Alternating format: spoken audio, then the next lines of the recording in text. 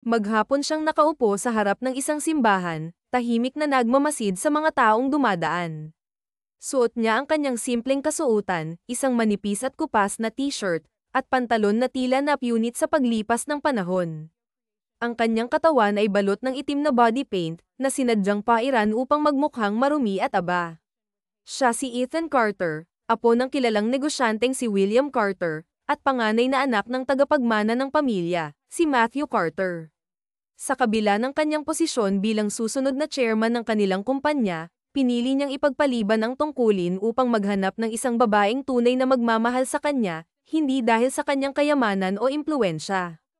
Sa kanyang pribadong silid, isa-isa niyang tinanggal ang mga prosthetics, mascara, at kasuotan na ginamit upang magpanggap bilang isang pulubi. Tahimik siyang pinagmamasdan ng kanyang tapat na kanang kamay na si Ben, na tila hindi mapigilan ang pagngiti habang nakatingin sa kanya. Boss, bakit mo pa kailangang gawin ang ganito? Hindi ba't mas madali kung sundin mo na lang ang mga plano ng iyong lola para sa mga blind date? Tanong ni Ben na puno ng pagtataka.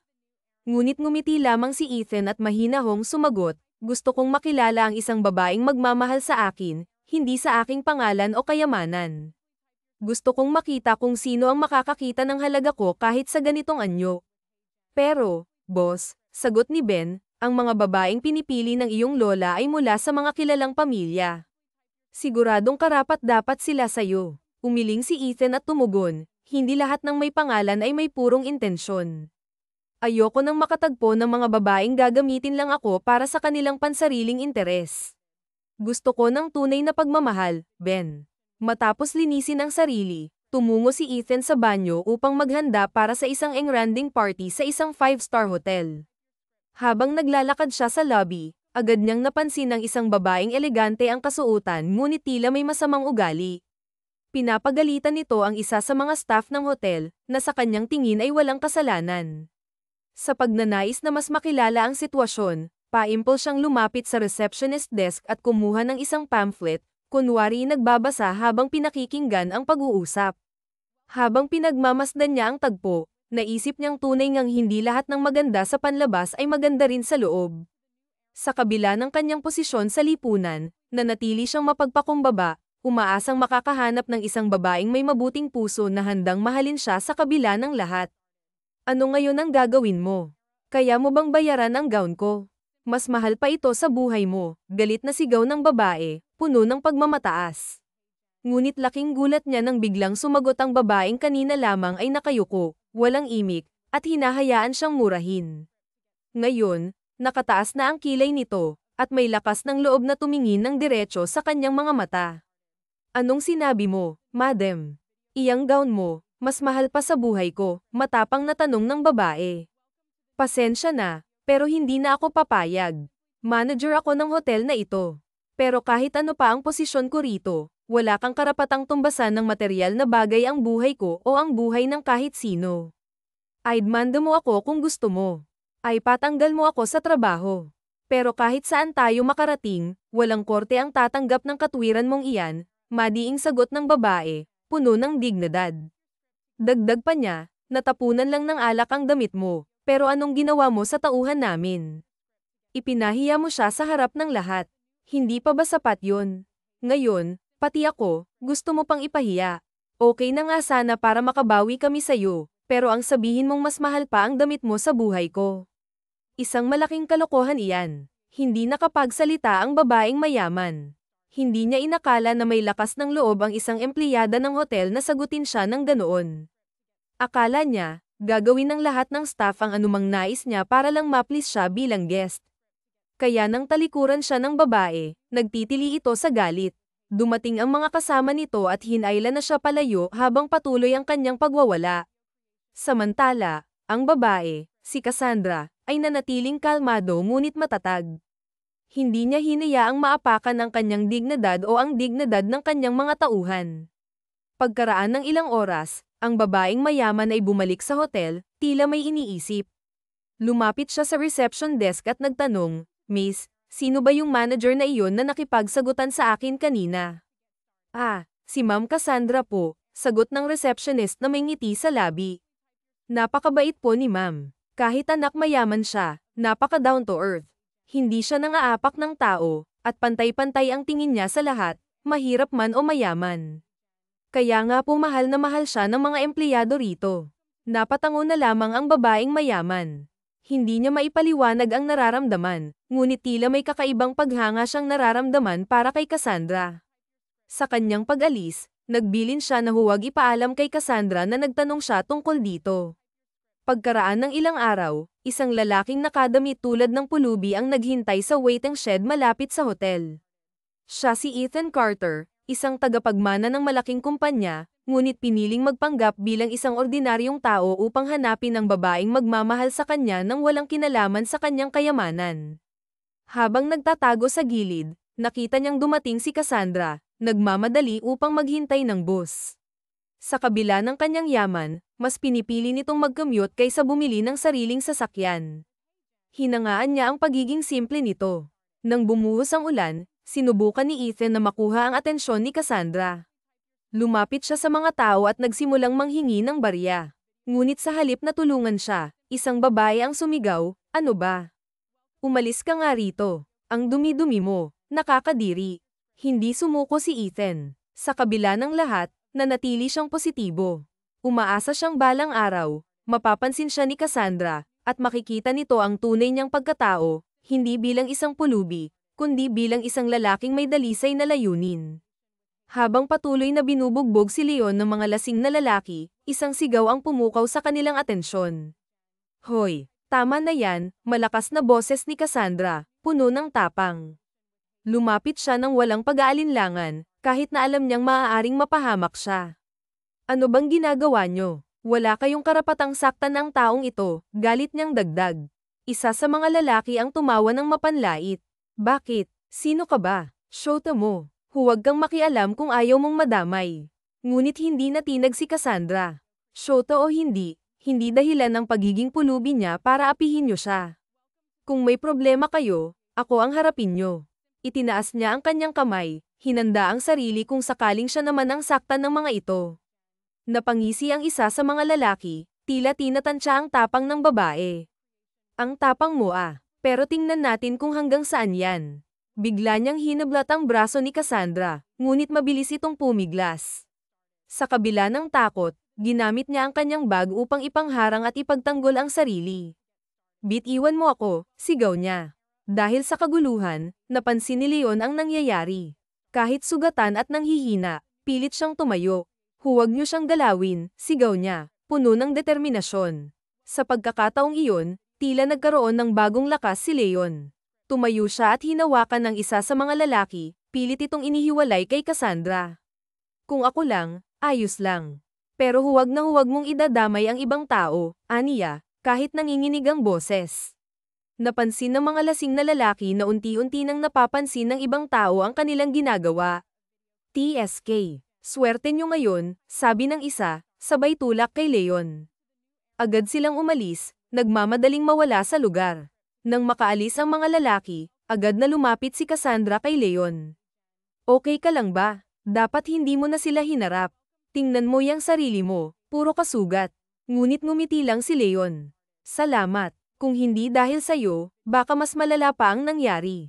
Napabuntong hininga si Cassandra habang inilalabas ang panyo mula sa kanyang bag.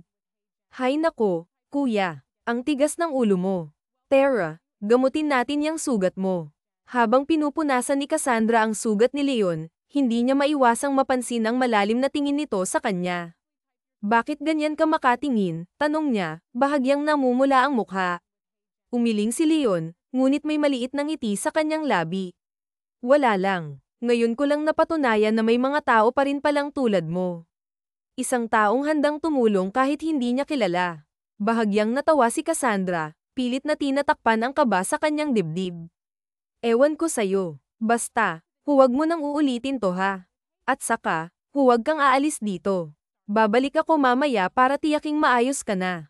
Tumango si Leon, ngunit sa loob-loob niya, alam niyang hindi siya basta pulubi.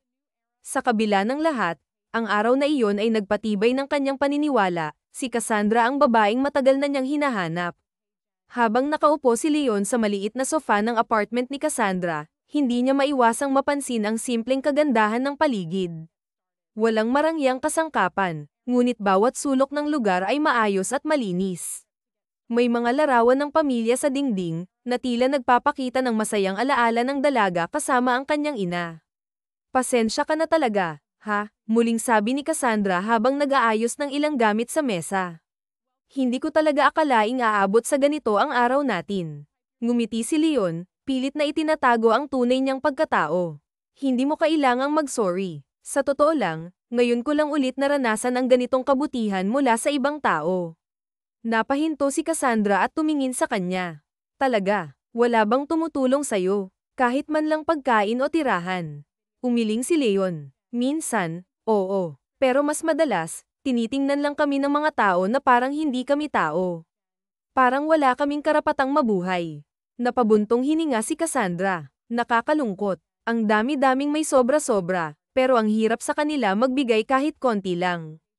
Bakit kaya ganun? Hindi sumagot si Leon. Sa halip, tinitigan niya ang dalaga, na tila ba nag-iisip ng malalim. Ang mga salitang binitiwan nito ay tumagos sa kanyang puso. Hindi niya akalaing may isang tao na magpapakita ng ganitong malasakit sa kanya, lalo na sa kabila ng kanyang kasalukuyang anyo. Alam mo, patuloy ni Cassandra, hindi ko iniisip na ang pagiging mahirap ay isang kahihiyan. Ang mas nakakahiya ay yung may kakayahan kang tumulong pero pinipili mong hindi gawin. Napatitig si Leon sa dalaga. Sa unang pagkakataon, naramdaman niyang may taong tunay na nakakaintindi sa kanya. Hindi lang siya basta naaawa, nakikita nito ang kanyang pagkatao. Salamat, mahinang sambit ni Leon. Hindi ko alam kung paano ko mababayaran ang kabutihan mo. Ngumiti si Cassandra. Hindi mo kailangang magbayad. Ang mahalaga, safe ka. Pero kung gusto mo talagang suklian to, siguro, maging mabuti ka rin sa iba. Tulungan mo rin ang iba kung kaya mo. Napangiti si Leon sa sinabi ng dalaga. Sa loob-loob niya, nais niyang sabihin ang totoo, na hindi siya isang karaniwang pulubi, na may kakayahan siyang tumulong ng higit pa sa inaakala nito. Ngunit pinigilan niya ang sarili. Hindi pa ito ang tamang panahon. Habang lumalalim ang gabi, nagpaalam si Leon na aalis na. Ngunit bago siya makalabas ng pinto, tinawag siyang muli ni Cassandra. Leon, tawag nito. Kung kailangan mo ng tulong, bumalik ka lang dito, ha? Huwag kang mahihiya. Tumango si Leon, ngunit sa loob-loob niya, alam niyang hindi niya hahayaang maabala pa ang dalaga. Sa halip, nangako siya sa sarili na gagawin ang lahat upang suklian ang kabutihan nito, hindi lamang sa pamamagitan ng mga salita, kundi ng mga gawa. O maligo kahit magbihis, andan ang banyo, itinuro pa nito ang banyo habang inaabot ang tuwalya. Hindi na. Uuwi na ako, baka may makakita sa akin dito, nag-aatubili niyang sagot. Hindi wala namang makakarinig sa atin rito kasi sailiado ang mga pader at tingnan mo, lumalakas na ang ulan. Mukhang may bagyo ngayong gabi, dito ka na matulog, okay lang sa akin. Mukhang hindi ka naman gagawa ng masama, salita pa nito na nagpapakita na talaga ng malaking pagtitiwala sa kanya. Halos may isang oras siyang naligo. Sinulit na niya dahil sa totoo lang ay init na siya sa kanyang sitwasyon. Napakahirap pala talagang maging isang pool ube, kinakailangan niyang yakapin ang dumi at literal na marumi. Nang makalabas na siya ay muling kumalam ang sikmura niya. Nang mapatingin siya sa dalaga, nasarap na ito sa maliit nitong lamesa. Halika na, kumain muna tayo, nakangiti pa nitong aya sa kanya. Lumapit naman siya at hindi na nagpatumpik-tumpik pa. Isang bowl ng instant noodles at kanin ang nasa harapan nila, may ilang pirasong itlog din ang nakahain kasama ng mga ilan pang mga ulam. Pasensya ka na ha, yan lang ang nailuto ko, naubusan pala ako ng stock. Bibili nga rin sana ako kanina kaya lang nagkagulo naman, saad pa nito. Oh, okay lang, pulubi lang naman ako, hindi mo kailangang mag-sorry, sabi naman niya. Ngunit padubog na nilapag ni Cassandra ang hawak nitong tinidor, napatingin naman siya sa dalaga. Alisin mo na ang salitang lang, kasi nakakababa ng moral ang salitang yan, sabi naman nito na nakataas na ang isang kilay. Lumalabas ang katarayan nito kapag hindi nito gusto ang mga naririnig. Muli na itong umiti nang makita siyang maganang kumakain. Nang matapos silang kumain, hinugasan nito ang pinagkainan nila at matapos noon ay sumunod ito sa kanya. Nakatayo kasi siya sa may terrace ng bintana, doon ay kitang-kita niya ang malawak na paligid, ang mga nagkikislapang ilaw ng mga establishment. Oo nga pala, ako nga pala si Sophia Green, yang company pagmamayari ng papa ko, itinuro pa nito ang labas upang maipakita ang pangalan ng kanyang ama. Napatango lamang siya. Iniisip niya habang tinitingnan ng dalaga kung bakit sobrang bait naman yata nito. Mabait ngunit matapang na babae ang unang naging impresyon niya kay Cassandra kaya hinihiling niya na sana ay hindi ito magalit sa kanya kung malalaman nito ang tunay niyang pagkatao. Lumipas pa ang 6 na buwan na nagpapanggap siyang pulube, pero matapos ang tagpong iyon sa kanila, naging malapit na silang magkaibigan ni Cassandra. Palagi niya itong inaabangan sa bus stop at sinasabayang maglakad sa daan. Sa puntong iyon, hindi na siya masyadong madungis pero humiram pa rin siya ng mga lumang damit na pangmahirap lang talaga, sinisigurado na lang niyang malinis iyon at hindi siya mabahong tingnan. Gusto kasi niyang simulang ligawan ang dalaga at doon na niya malalaman kung mapapa-oo ba niya ito. Anong ginagawa mo rito? Tanong ni Cassandra sa kanya. Napapakamot naman siya sa batok habang hawak niya ang isang plastik na may lamang lukot na tinapay at isang plastik na may lamang palamig. Nabili niya iyon sa may Luneta Park kanina nang madaanan niya. Pasensya ka na. Oh, abot niya sa plastik na may lamang palamig, sabay bigay din ng tinapay. Nako, nag-abala ka pa. Ikaw, kumain ka na ba? Tanong din nito na umiti pa sa kanya. Hinayla siya ni Cassandra sa isang upuang bato. Nasa labas sila ng building ng hotel at umupo sa mga upuang bato roon. Oh, okay lang ba na umupo ka rito? Tanong niya. Oo naman, hindi naman ako Maislan. Ikaw, kumain ka na ba? Tanong nitong muli. Ngumiti lang siya at tiningnan ng dalaga. Oo, kumain na ako, sagot pa niya at naupo rin siya sa dalaga, ngunit lumayo siya ng kaunti. Oh, bakit ang layo mo? Hindi naman tayo magkagalit, para ka namang iba, ang tagal na nating magkaibigan, nahihiya ka pa rin, napapakamot nitong salita habang isa-isang pinapangyayari. Nahihiya kasi kilala na ako na isang pulubi sa paligid, kahit na magbihis pa ako ng maayos, salita pa niya. Hindi bakit naman ganyan ang isipan mo? Kung nahihiya pala ako dapat hindi na tayo naging magkaibigan. Dapat di kita pinapapasok at pinatulog sa bahay ko. Sabi ko nga sa'yo, sa bahay ka na lang tumira. Saan ka ba natutulog? Tanong nito sa kanya nang may pagmamalasakit. Kung saan-saan lang, napapakamot niyang sagot. Oh, ikaw naman, ang kumain, ibibigay ko naman ang baon ko sa'yo kasi puro ka nalang tinapay. Ito lang ba ang nabibili mo sa mga napalamos mo? Grabe, saan ka bang lugar palagi? Wala sa loob na tanong nito. Bakit, patitigilin mo ba ako? Natanong niya. Sira, bakit ko naman gagawin yun? Masayang kasama si Cassandra at walang kaarte-arte sa katawan kaya nga tumagal pa ang kanilang pagkakaibigan kahit palom nitong isa lamang siyang pulube. Madalas niya itong abangan sa harap ng hotel at sinusundo at hinahatid pa niya. Alam niyang maraming nagtataka kung bakit parati siyang kasama ni Cassandra, pero ang kinalulungkot niya ay iyong napagtiisan na ito sa trabaho. Ma'am Cassandra, bakit po kayo nakikipagkaibigan sa beggar? Tanong ng isa sa mga empleyado doon. Hindi nito alam na lihim na itong pinagtatawanan ng mga kasamahang empleyado na noon ay palagi nitong ipinagtatanggol. Bakit naman hindi? Mabait naman siya. Ngumiti pa si Cassandra nang lingunin siya nito, ngunit nakita niya ang pagngiwi ng mga kausap nito at nang muli siyang humarap sa mga ito ay dagling nagbalik sa dati ang mga itsura. Muling napatingin naman sa kanya si Cassandra. Maya-maya ay nilapitan siya ng isa sa mga security guard ng hotel na yun at itinaboy siya. Hoy, umalis ka nga rito, hindi pwedeng pumasok ang mga pulube rito, sabi ng gwardiya. May hinihintay lang naman ako, hindi naman ako manggugulo. Simple niyang salita, ngunit itinulak pa rin siya ng lalaki. Hindi na, umalis ka, baka matakot pa sa'yo ang mga guest namin, sabi pa rin ng isa pang gwardiya. Ano ba, may hinihintay nga lang ako, sabi naman niyang muli, ngunit naging marahas ang dalawa, tinulak siya at yung isa ay bumunot pa ng baril. Hoy guard, ano ba kayo?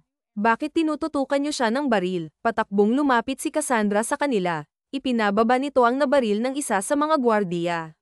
Ma'am, ayaw kasing umalis, nanggugulo kasi siya, katuwiran ng isa sa mga ito.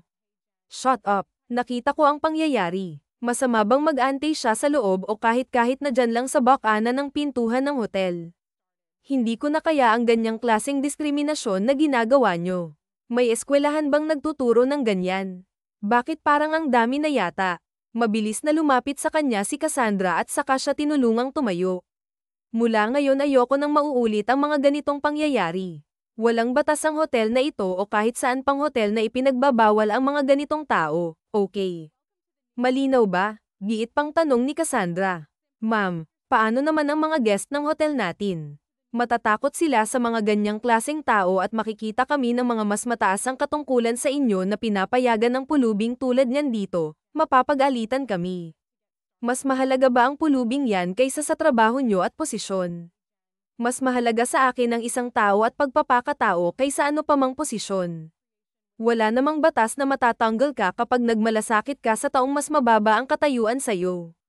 Hindi pa man tumataas ang posisyon mo, hindi ka na marunong lumingon sa mas mababa sa'yo, tingin mo may chance ka pang ma-promote. Nakataas ang kilay na salita ni Cassandra. Hinayla siya nito at inilalayan patungo sa isang restaurant ng hotel. Pinaupo siya nito sa isa sa mga table na walang tao, ito pa mismo ang naghila ng upuan upang makaupo siya. Sa puntong iyon, lalo pang lumaki ang paghanga niya sa dalaga. Nakikita niyang magiging mabuti itong asawa sa kanya. Kaya lang hindi niya alam na kung aayain niya itong pakasalan, papayag naman kaya ito. Isang bagay na nagpapakaba sa kanya. Nanlalamig ang mga kamay niya. Kinakabahan siya, pero gusto na niya itong tanungin kung papayag itong magpakasal sa kanya. Maya-maya pa ay lumapit ang waiter at nag-order ito para sa kanya ng maiinom. Dahil may ilang buwan na rin silang parating magkasama sa apartment nito, alam na nito ang mga gusto niya. Hindi niya alam kung ano ang sa kanya nito, kung kaibigan lang o kaya ba siya nitong ituring na kasintahan. Ngunit nagulat silang pareho nang may mga taong tumayo sa harapan nila, dalawang babae na halos kay Darren nito at may mga kasamang lalaki. Iyong isa nakakapit pa sa braso ng isang lalaki.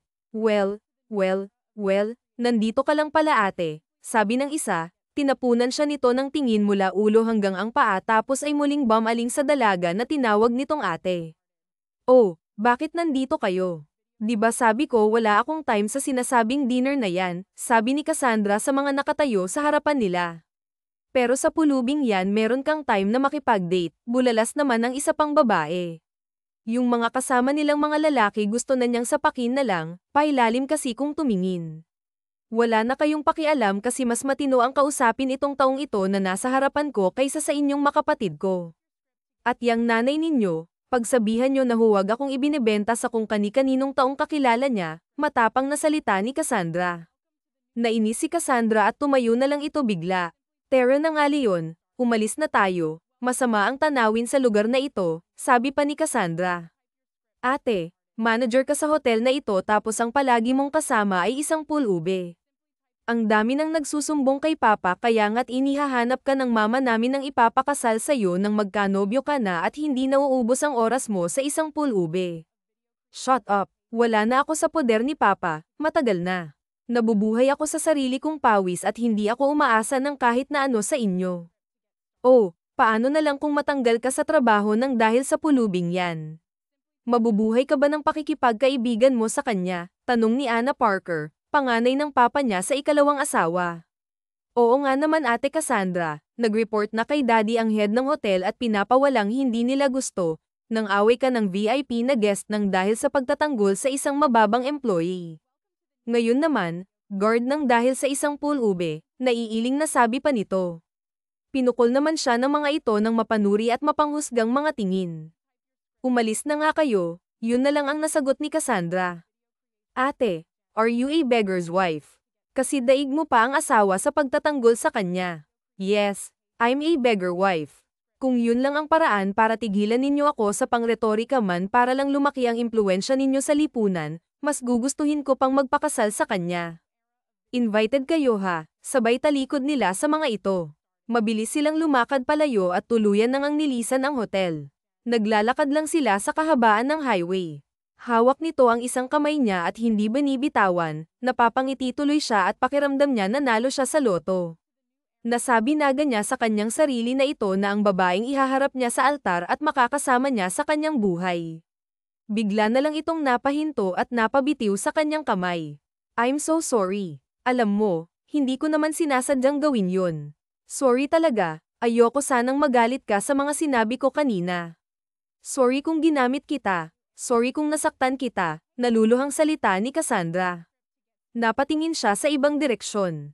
Gusto na niyang maiyak, sobra naman ng babaeng ito, naisip niya. Hindi niya akalaing manghihingi pa rin ng tawad sa mga nangyari kanina. Ba't ka nagsosorry? Kasi ginamit kita sa isang kasinungalingan. Sorry, alam kong kawalan ng manners yun. Hindi kita dapat dinala sa gulo ng buhay ko. Naiiyak na pinunasan nito ang butil-butil na likido sa gilid ng mga mata.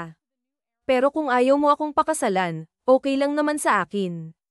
Hindi naman kita pipilitin, biglang nasabi nito, isang bagay naman na lalong nagpatalas puso niya. Napatingala siya sa langit, gusto niyang pasalamatan ng Diyos. Tila yata hindi na siya pinahihirapan pa. Kanina lang ay inisip niyang baka tanggihan siya nito kapag inalok niya ito ng kasal o magtapat siya ng damdamin. Sigurado ka, gusto mong magpakasal sa akin? Tanong niya. Oo, sana mas gusto kita kaysa sa ibang lalaki. Matagal ka nang nakikitulog sa apartment ko pero hindi mo naman ako sinamantala. Magalang kang lalaki, kahit na ganyan ka, may respeto. Alam kong magiging maayos pa rin ang buhay ko kasama ka. May kaunti naman akong ipon kaya tingin ko, kahit na matanggal ako sa trabaho, mabubuhay naman tayo. Tsaka, ano bang masama sa pagkalkal ng basura? Lilinis pa ang paligid, napaismed ito, ngunit hindi na nila napigilan ang mapabuntong tawa sa isiping magkakalakas makasama lang siya na inaakala nitong pulube. Nagpakasal nga sila ng lihim, 1 linggo matapos ang insidente at naayos ang lahat ng kailangan nila sa isang West na kakilala ni Cassandra. Sila nagpakasal at isang kaibigan ng West ang naging saksi ng kasalang iyon. Ngunit hindi akalain ni Cassandra na magsusumbong ang kaibigan ng West na nagkasal sa kanila sa ama ni Cassandra. Naroon na sila sa apartment ni Cassandra at yun ang unang gabi nila bilang mag-asawa. Ayaw sana niyang gawin iyon na hindi pa siya tunay na kilala ni Cassandra. Gusto sana niyang ipagtapat na ang lahat sa dalaga, total naman ay ikinasal na sila para naman hindi alipustahin ang asawa niya. Ngunit anumang iwas niya ay hindi na niya magagawa. Lumabas si Cassandra ng bagong palaygo na. Nauna siyang maligo kaya hindi niya alam na magsusuot ito ng isang damit na talagang hindi na yata niya makakayang tanggihan. Hindi niya akalaing may itatagong pagkat ang dalaga. Simple lang kasi itong palagi kaya naman nagulat siya na magsuot ito ng kaakit-akit na pantulog. Bakit ganyan ang suot mo? Nanlalaki ang mga mata niyang naitanong sa asawa na niyang si Cassandra. Ha, napanganga naman ito at napataas ang kilay. Bakit? Ano bang gusto mong isuot ko ngayon? Pajama o kaya duster ni Aling Maria doon sa may tindahan, taas ang kilay at kunot ang noo nitong nakasimangot sa kanya. Galit ka ba? Nauutal yata lagi siya, para bang hindi kasi siya makapaniwala na gagawin iyon ang babae. Akala niya kasi ay hindi nito paghahandaan iyon. Nakakainis ka naman kasi. Panira ka ng moment. Hindi mo ba alam na ilang beses kong in-modify ang pagsusuot ko ng ganito kasi gusto kong maging memorable ang unang gabi natin. Hindi tayo tulad ng iba na sa ibang bansa pa maghahanaman kaya gusto ko masaya tayo ngayong gabi. Tapos parang gulat na gulat ka sa suot ko, inis na tinalikuran siya ni Cassandra. Napalunok na lang siya ng ilang beses ng laway niya at nang huli niya itong pagmasdan kahit na nakatalikod kita pa rin niya ang kaakit-akit na alindog nito. Hindi pa rin niya mapaniwalaan na mamahalin siya nito. Kahit na isa lang siyang pulube, isang pulube na inayusan niya at dinamitan at ni minsan hindi nito ipinaramdam sa kanya na mababa ang pagkatao niya. Naluluha niya itong niyakap mula sa likuran nito. Nadam naman ng asawa niya ang mga luha niyang pumapatak sa balikat nito. Napaharap tuloy si Cassandra. Oh, bakit? Napahawak ang dalawang palad nito sa kanyang mga pisngi at iniangat ang tingin niya. Kitang-kita nito ang mga luha niya. Sorry na. Hindi ko naman sinasadyang sigawan ka. Sige na, magpapalit na ako ng damit. Ayaw mo ba ng agresibo ako? Sige, sisimplehan ko na lang bukas ng gabi pero ngayon ito muna. Nagkanda haba ang uso nitong humirit pa. Napabunghalit na lang tuloy siya ng tawa. Ang iyak niya kanina nang dahil sa tuwa ay napalitan naman ng malakas na tawanan, isang tawanan dahil sa nag-uumapaw na kaligayahan. Sinunggaban na niya ito ng halik sa mga labi at ang gabing iyon ay pinagsaluhan nila ng ubod ng tamis at ligaya. Siya na yata ang pinakamaligayang pulubi sa balat ng lupa dahil sa napaibig sa kanya ang isang babaeng may mabuting puso, mahal na mahal siya nito at ramdam na ramdam niya iyon. Hindi nito tiningnan ang antas at katayuan niya sa buhay kaya naman nararapat lang na ilagay niya si Cassandra sa isang pedestal. Alam mo, Love, ikaw ang babaeng higit pa sa mga babaeng tingin nila ay higit sila sa'yo at ang palad ko na maging asawa mo, sabi niya. Ngunit hindi na iyon inalintana pa ni Cassandra. Ako ang pinakamaligayang beggar's wife, nakangiti nitong sabi sa kanya at lalo pang humigpit ang katawan nito sa pagkakayakap sa kanya. Hindi ka ba nagsisisi na isang pulubi ang pinakasalan mo? Hindi. Hindi kahit nakititing. Kahit na ano pang itsura mo at ano pang katayuan mo, minahal natin ang isa't isa na puno ng respeto. Sa iba siguro isa itong kalokohan kung masama ka namang tao. Pero ilang ulit ko namang napatunayan na mabuti ka at mapagkakatiwalaan, sabi pa ni Cassandra. Isang bagay na ikinatakot naman niya. Paano kung malaman nito ang tunay niyang pagkatao? Paano kung malaman nito na isa siyang mayaman at nagpapanggap lang na pulube? Kinabukasan, bigla na lang bumukas ang pintuan nila sa kanilang apartment. Magkayakap pa silang natutulog. Napabangon sila dahil sa pagpasok ng mga tao sa loob ng bahay nila.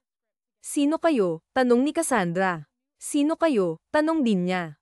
Napayakap sila sa isa't isa. Ikaw, sino kang pulubi para yakapin ang ganyang ang anak ko? Dumadagundong ang boses ng ama ni Cassandra na si Mr. Lorenzo. Papa, bakit pa kayo naririto? Tanong ni Cassandra. Para kunin ka sa pulubing yan. Ang lakas ng loob mong kunin ang anak ko ng ganon-ganon na lang. Papa, kinasal na kami at may nangyari na rin sa amin, sabi pa ng dalaga. Tumahimik ka, sabay kumpas nito sa mga tauhan. Naglapitan naman ang mga tauhan nito at tinutukan ng baril si Leon. Huwag, sasama na lang ako. Huwag niyong saktan ang asawa ko. Mabilis na hinablat ng ama nito si Cassandra, hindi man lang siya pinagsalita ng mga ito. Cassandra, hintayin mo ako. Babawiin kita, sigaw niya habang tumatakbo at hinahabol ang sasakyan. Agad na siyang tumawag sa mga tauhan niya na sundan ang sasakyan ng mga ito. Lingid sa kaalaman ni Cassandra, naroon lamang ang tauhan niya sa paligid. Umalis na rin siya kaagad at bumalik sa kanyang mansyon. Inuwi siya sa mansyon nila ng kanyang papa. Umiiyak man siya dahil ayaw niyang malayo kay Leon na asawa na niya, wala siyang magawa kundi ang sumama. Ayaw niyang patayin ang kanyang papa si Leon o saktan man lang. Papa, huwag na. Huwag niyong sasaktan si Leon. Wala siyang kakayahang labanan kayo. Isa lang siyang simpleng tao, sigaw niya sa kanyang papa at sa lahat ng mga taong naroon. Naroon ang kanyang stepmom at mga kapatid sa ama maging ang mga lalaking nobyo ng mga ito. Kinakailangan mong magpakasal kay Lucas Howard, sambit ng kanyang ama. Braganza, tanong niya. Naalala niya kasing ganoon ang apelyido ni Leon kaya naman tahasan siyang tumutol. Ayoko pa. Braganza ang apelyido ng asawa ko. Ayokong magpakasal sa kahit na kanino. Ngunit malakas na sampal ang tumama sa kanyang pisngi mula sa kanyang stepmom. Gulat siyang napatingin. Agad ni hindi niya ininda ang malakas na impact ng pagkakasampal nito sa kanya. Bakit mo ginawang magpakasal sa isang pulube? Bakit po, pulubi man o kahit ano pa, tao siya.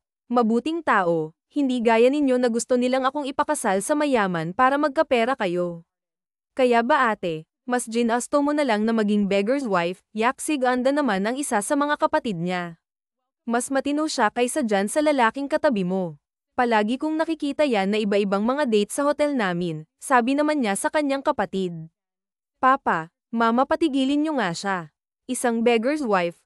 Ew. Ilang araw pang nakakulong si Cassandra sa kanyang silid habang ang mga magulang niya ay isinusubo siya. Kaya lang mayroong nagpakalat na si Cassandra Avra ay isa ng beggar's wife kaya naman lahat ng tanungin ng mag-asawa ay umaayaw ng magpakasal maging si Lucas Howard ay umatras sa sinasabing pagpapakasal nito. Paano na po yan? Wala nang mayamang gustong magpakasal kay ate Cassandra. Nakakainis. Ayoko pong pumalit sa kanya para magpakasal ha, sabi ng bunso sa magkakapatid na si Clara Wilson. Tumahimik nga kayo, lalo tuloy sumasakit ang ulo ko. Lalo na kapag nalaman ng papa ninyo ang malaking halaga na nadispalko ko sa kumpanya. Kapag nagkataon, isa sa inyong ibebenta ko, sabi pa ng stepmom ni Cassandra. Bakit wala na bang gustong magpauto sa inyo? Mabuti naman kasi hindi ko na kailangan pang magpakasal sa kahit na sino, marin ngunit paanas lang nasagot niya sa mga ito. Ikaw ba ang nagpakalat na ikinasal ka sa isang pulube? Hindi. Pero salamat sa taong iyon, makakaligtas ako sa impyerno, sabi pa niya sabay talikod. Nasaan naman kaya ang beggar na yun matapos niyang Saan ang katawan mo sa loob ng isang gabi? Tingin mo ba, ate, tama ang ginawa mo? Isang malaking katangahan. Kung hindi niyo ako kinuha, kung hindi ninyo pinakialaman ang buhay ko, masaya sana kung kasama siya. Wala siyang kakayahanan, alam niyo yan. Ano bang laban ng isang tulad niya sa inyo? Alam ko kahit gusto niya pero paano at saan siya magsisimula para iligtas ako o hanapin ako? Ang sama ninyo. Sigaw pa niya at tuluyan na ngang tumakbo palayo sa lahat. Kinabukasan, nalaman na lang niya na nakatakda na ang kasal niya sa susunod na araw. Hindi niya alam kung sino pang tanga ang pumatol sa kanya matapos malamang nagpakasal na siya at nakipagtagisan pulube. Sino na naman kaya ang nabola ninyo? Walang gana niyang tanong habang nasa harapan sila ng mahabang lamesa, nakahain ng masasarap na pagkain at ang ayaw niya sa mga ito hindi man lang ibigay sa mga tagapagsilbi ang mga labis. Masama ang ugali ng kanyang stepmom, maramo sa mga tagapagsilbi, hayop pa yata ang turing, malayong malayo sa kanyang mama. Si Ethan Carter, mas mabuti nga kasi yun daw sa lahat ng mga CEO na tagapagmana ang pinakamagaling na CEO at malapit nang maging chairman yun ang balita tinanggihan lang daw muna nito ang posisyon dahil abala pa sa ibang bagay. Kitang-kita niya ang malawak na pagkakangiti ng kanyang stepmom at malungkot siyang nahawahan na ng kasamaan ng ugali nito ang kanyang papa. Nakakahawa pa lang kasakiman at kasamaan ng ugali. Sana man lang papa kahit na konti, naalala mo pa ang kabutihan ng mama ko. Wala sa loob na sabi niya at masama ang tingin na ipinukol niya sa papa niya.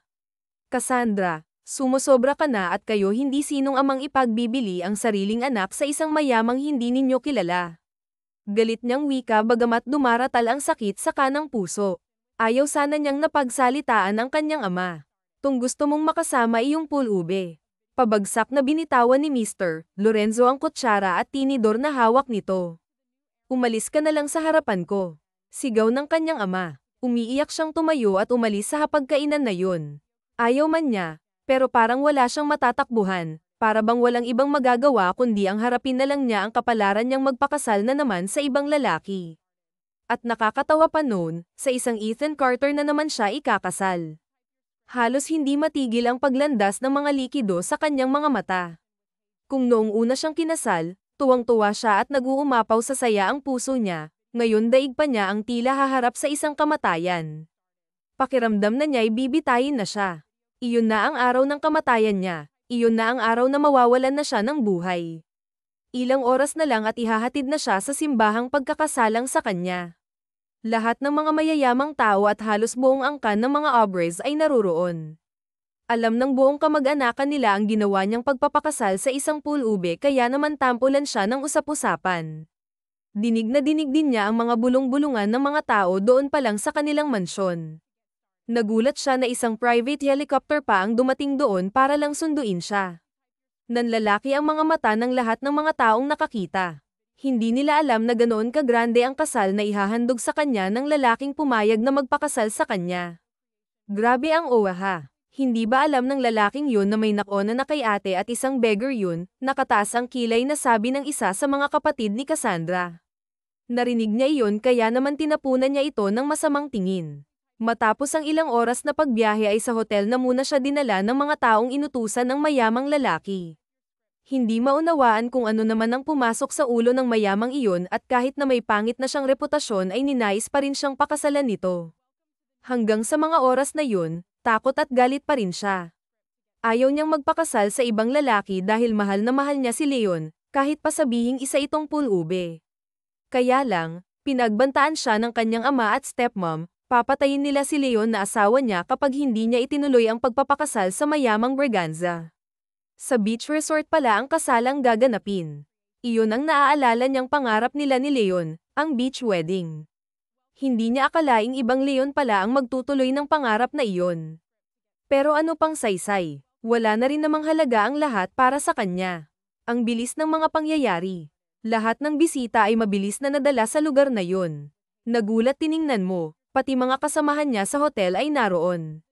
Nakaupo rin ang lahat ng mga kamag-anak niya, may mga taong hindi niya pakilala na sa tingin niya ay mga magulang ng lalaking pakakasalan niya. Ngunit napahinto siya sa paglalakad sa pulang carpet nang may makilala siyang grupo ng mga kalalakihang nakaupo rin sa isang row ng mga upuan para sa mga bisita. Nagtataka siya at napakunot ang noo niya, Muli niyang nilinggan ang paningin niya sa mga ito. Napahinto siya at binalikan na ang raw na yun. Napatingin tuloy ang lahat kung bakit siya huminto. Kilala ko kayo, hindi ba? Masasamang tao kayo, tanong niya sa 5 lalaking naroon. Po, baka kamukha lang namin, ngayon ka lang namin nakita, sabi ng mga ito at halos hindi makatingin sa kanya. Nagpatuloy na siya sa paglalakad hanggang sa makarating siya sa unahan kung saan naroon ang magkakasal sa kanila. Nanlaki ang mga mata niya nang makilala niya ang magkakasal sa kanila.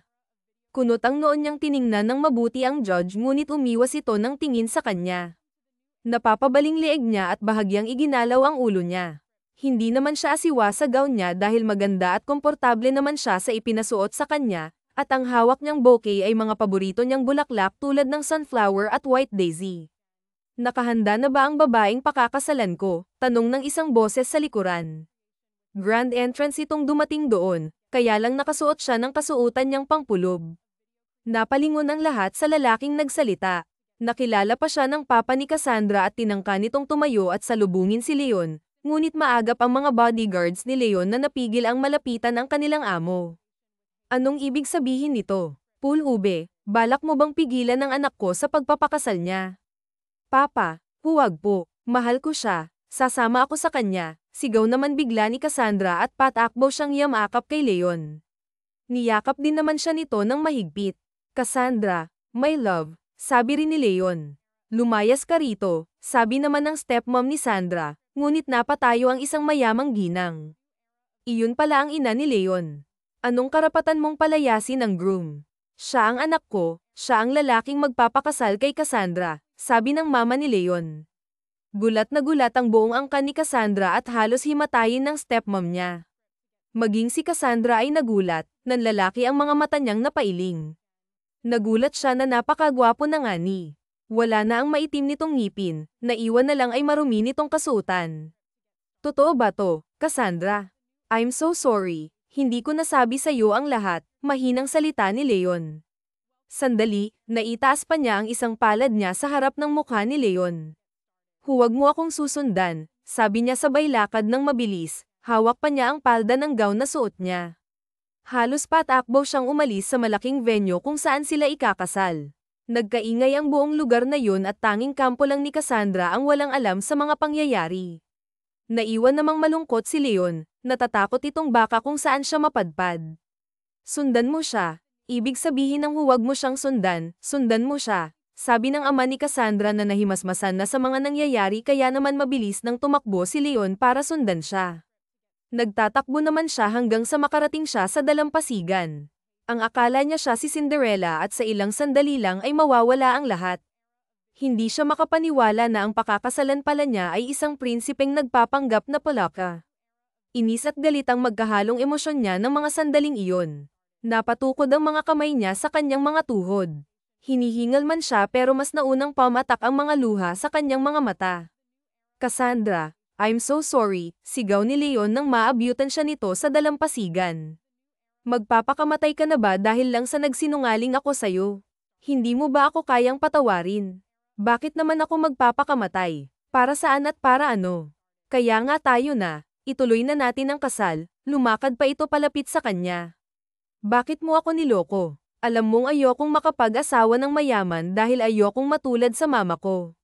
Buong buhay ko nakita kong malungkot ang mama ko hanggang sa mamatay siya, malungkot pa rin siya dahil sa papa ko, wala nang inatupag kundi ang negosyo at ang magpayaman, naiiyak pa niyang sabi. Pero hindi naman kami pareho ng papa mo, iba ko. Ibang buhay ang ipaparanas ko sa'yo, ipinapangako ko, magiging masaya tayo sa bawat oras at araw ng buhay natin. Patawarin mo ako at magsimula tayong muli. Paano kung gusto kong manatiling the beggar's wife? Kaya mo bang iwan ang kayamanan mo para sa akin? Nakapamewang na tanong niya sa lalaking asawa na niya. Kaya ko, mayabang nitong sagot. Nakaya ko nga ng ilang buwan, basta kasama kita, lahat magagawa ko. Pero maaatim mo bang mawalan ng trabaho ang maraming tao? Isa akong CEO and soon-to-be chairman ng korporasyon namin, kapag hindi itinuloy iyon, si Lucas Howard ang hahawak ng kumpanya namin, lahat ng mga tauhan kong umaasa sa akin mawawalan ng trabaho. Maaatim mo ba? Kung oo, tara na, tumakas na tayo at maging beggar habang buhay, sabi ni Leon na determinado sa mga sinasabi nito. Humihingi ka ba talaga ng tawad o namamonsensya? Nakapamewang na tanong naman niya. Natawa naman ng malakas si Leon. Nakita na naman niya ang napakagandang mukha ni Cassandra na alam niyang hindi makakayang gawin ang bagay na yon. Alam niyang hindi nito maaatim na mabuhay sa kagustuhan nito lalo na kung alam nitong may mga tao siyang masasagasaan. Magpapakasal ka nga sa iba para lang hindi ako patayin ng papa mo kaya nga lumantad na ako at ako na ang magpapakasal sa isang beggar's wife ikaw pa ang nagpakalat nun. Oo naman, baka kasi may makaagaw pa sa'yo, sambit ni Leon at niyakap siyang bigla. Hindi na rin ito nakatitiis at hinalikan siya ng buong diin. I miss you so much, my love, sabi pa nito sa kanya. Ikaw kasi ang tagal mo, sabay palo niya sa asawa. Hinihintay kita. Akala ko hindi mo na ako mababawi. Naiyak na siya ng tuluyan. Natakot din kasi siyang makasal siya sa ibang lalaki. Mahigpit na lang siyang niyakap ni Leon para maibsan ang takot na iyon sa puso niya. Nakita na lang nila ang lahat ng mga bisita na nagpapalakpakan dahil natutuwa na nagkaayos na sila. Matapos ang seremonya ng kanilang kasal sa beach resort na yun at naging malinaw na nga ang lahat sa kanila, maging sa ama at mga kapatid ni Cassandra. Hiyang-hiya ang mga ito sa ginawa nilang pagtrato kay Leon. Humingi ng tawad sa kanya ang mga magulang ni Cassandra, maging ang mga kasamahan nito sa hotel. Nakilala naman ni Cassandra ang ilang kalalakihan na naroon na siyang bumugbog kay Leon sa lugar ni nila kaya nalaman ng dalaga na lahat talaga'y plinano niya para lang mapalapit sa kanya dahil hindi kailanman ikinahiya ni Cassandra na nakasal sa isang pulube at tinawag na the beggar's wife kaya naman naantig na rin ang puso ng mga magulang ni Leon. Ipinagtapat niya sa mga magulang ang mga ginawa niyang pagpapanggap bilang isang pulube para mahanap ang kanyang dawan isang babaeng nais niyang makasama na alam niyang siya ang tunay na minamahal at hindi ang pera nila. Napatunayan naman ni Leon ang bagay na iyon nang magawang magpakasal ni Cassandra sa kanya at ibigay ang sarili nito ng walang pag-aalinlangan. Mahal niya si Cassandra at ipinapangako niya sa kanyang sarili na hindi niya ipaparanas ang mga bagay na kinatatakutan nito. Matapos ang kanilang kasal, magkasama muna silang nagtungo sa Palawan. Namasyal sila roon dahil noon ay nabanggit nito sa kanya na nais nitong malaibat ang buong Palawan doon na rin sila muling nag-honeymoon. Nang makabalik na sila sa Maynila at maging normal na ulit ang lahat, 6 na buwan na naman ang lumipas. Simula nga rin ang mag-resign ito sa trabaho dahil nalaman nilang buntis na ito ay palagi siya nitong inaasikaso para itong alalay niya na palaging nakasunod sa kanya. My love, hindi ka ba magpapahinga? Tanong niya sa kanyang asawa. Hindi. Bakit naman ako pagod? Okay lang ako rito sa office mo. Tsaka love, gusto kong magpalagay ng extension dito sa office mo yung banda roon tapos ay papalagyan ko ng kusina para makapagluto ako kahit nandito tayo para hindi naman panay pagkain sa labas ang kinakain natin, sabi pa nitong na nagkandahaba pa ang nguso. My love, ano ka ba? Balak mo bang dito sa opisina ko tumira at talagang magpapalagay ka pa ng kusina? Kwarto na matutulugan gusto mo? Napatawang tanong niya sa asawa. Pinaningkitan siya nito ng tingin, umiiral na naman ang katarayan nito sa kanya. Tumayo at marahang lumapit sa table niya kung saan naman siya naroon pabagsak nitong inilapag ang kamay sa ibabaw noon kamantak naman siyang mapamura, nagulat siya sa ginawa nito. Nagtataka niyang tining-ala ang asawa niya, galit ang tingin nito sa kanya. Bakit? Huwag kang pabulol-bulol dyan. Bakit? Naiinip ka na bang kasama ako rito sa opisina mo? Tanong nito sa kanya na tila ba umuusok ang ilong sa pagkainis sa kanya. Ha, napakamot naman siya sa batok. Anong pinagsasasabi mo? My love naman, sabi naman niya na tumayo na at saka inakbayan ang asawa. Sabi mo hindi mo ipaparana sa akin yung buhay na palaging malungkot at naghihintay lang sa pag-uwi mo sa bahay. Sabi mo bawat oras at araw-araw magkasama tayo. Pabigat na ba ako sa'yo? Nakakagulo na ba ako? Sige, aalis na ako. Inalis nito ang kamay niyang nakaakbay sa mga balikat nito at tumalikod na lumabas ng opisina, ngunit maya-maya ay nagbalik. Huwag mo akong susundan, sanggol pa nito sa kanya. Natatawa naman siyang lumakad patungo sa pinagsasabitan ng jacket niya at kinuha iyon. Kinuha na rin niya ang blazer ni Cassandra nangingiting lumabas upang sundan ang asawa niyang nagmamaktol na naman. Kailan lang nang malaman nilang nagdadalang tao na ito kaya naman parati itong makulit, naisip niya at sabi rin ng ilang kakilala nila na si raw ang napaglilihi nito. My love, nandito ang kotse ko, tawag niya sa asawang mabilis na naglalakad. Sumakay siya sa kotse nang hindi siya pansinin ng asawa. Ewan ko sa'yo, nakangusong tawag nito sa kanya. My love, makakasama sa'yo yan, sigaw pa niya habang marahang pinapaandar ang kotse niya. Nang huminto si Cassandra ay tuloy na rin niyang itinigil ang sasakyan. Sakay na my love ko, sigaw na naman niyang muli. Sumakay naman ito ngunit tahimik pa rin at hindi siya pinapansin. Naisipan niya itong dalhin sa luneta kung saan maraming mga pulubi at mga batang tila wala nang tirahan ng nakatambay doon. Bakit mo ako dinala sa lugar na to? Tanong naman ni Cassandra. Wala lang, naalala ko lang na lagi tayo dito dati. Oo nga, naalala ko rin, binigyan mo pa ako ng palamig at saka tinapay na pipet, sabay pa silang tumawa. Nakita niyang nawala na ang inis nito sa kanya kaya naman kinabig na niya ang kanyang asawa at pinasandal sa balikat niya. My love, I love you, sabi pa niya. My love, I love you too, sagot nito sa kanya tapos tumayo si Cassandra at nagsisigaw. I am a beggar's wife. Alam niyo po pulube ang asawa ko, sigaw pa nito habang isa-isang sinasabi sa mga taong naroon din ang mga salitang iyon. Yan po siya, pulubi po yan dati pero ngayon po kami naman po ang magbibigay sa inyo, at dinukot ni Cassandra ang marami niyang pera. Isa-isang binigyan ng pera ang mga tao roon na alam nitong wala na ring natutuluyan kaya naroon at naghihintay ng mga taong magbibigay sa kanila. Natapos ang araw na yon at umuwi silang masaya. My love, ang buti talaga ng puso mo. Proud ka pa talaga na beggar wife ka, nakangiting sabi niya. Bakit? Hindi ko naman kinakayang minsan naging asawa ko ang isang lalaking nagpanggap lang palang pulube, sabi pa ni Cassandra. My love, sana lang magmana na sa'yo ang mga magiging anak natin, gusto kong maging tulad mo silang may mabuting puso at kalooban, hindi nang aapi ng kapwa at may paninindigan, sabi pa niya at muling niyakap pang asawa niyang si Cassandra. Salamat, I love you my beggar, nakangiti nitong sabi sa kanya at hindi niya namalayang nakatulog na pala ang babaeng sumasagip palagi sa buhay niya ang matapang na babaeng nagpatibok ng kanyang puso ang akala niya'y hindi na siya makakatagpo ng babaeng kagaya ni Cassandra na mamahalin siya sa kabila ng kanyang ano at estado sa buhay kaya't ngayong natagpuan niya na ito ay nararapat lang na ibigay niya rito ang buhay na masaya at payapa pinapangako niya sa kanyang sarili na kailanman ay hindi niya ito pabayaan at sasaktan hinalikan niya sa noo ang kanyang asawa at sinabayan na rin niya itong matulog na may ngiti sa mga labi. Wakas. Turn Nanvat. Ethan Carter, Sophia Green, William Carter, Matthew Carter, Rose Hamilton, Anna Parker, Clara Wilson, Nathan Spencer, Lucas Howard.